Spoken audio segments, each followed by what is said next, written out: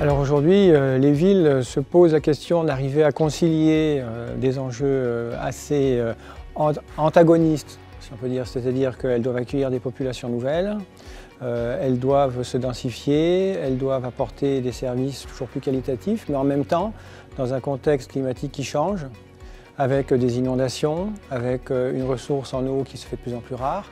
Donc pour les villes, la question c'est de trouver un peu la formule magique, on pourrait dire, pour pouvoir concilier tout ça.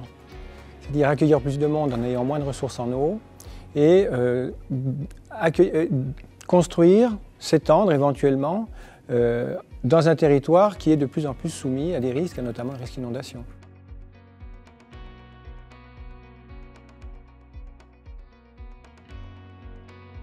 Alors elle s'y prépare. On ne peut pas dire que toutes les collectivités sont au rendez-vous ou au moins ont un schéma abouti, mais dans tous les cas, elles se posent maintenant les bonnes questions. Elles réfléchissent à des solutions telles que construire autrement, telles que, on parle beaucoup de la sobriété, donc comment être moins consommatrices d'eau, tant au niveau de leurs services, on a parlé par exemple tout à l'heure des espaces verts.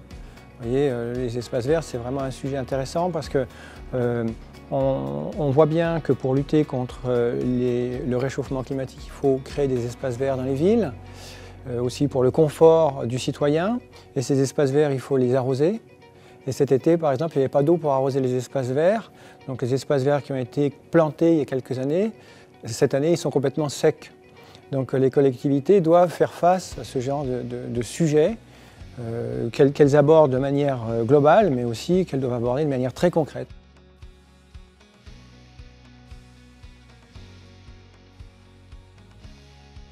Je pense qu'il y a la densité.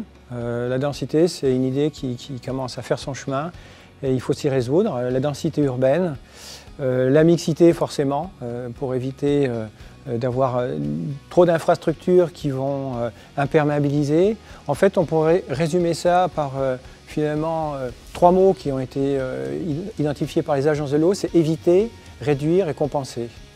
Donc éviter d'imperméabiliser, éviter de contraindre les milieux naturels, réduire quand on est obligé de faire des interventions qui pourraient contraindre les milieux, et puis eh bien, si vraiment on a fait des choses qui vont dans le mauvais sens, eh bien, compenser.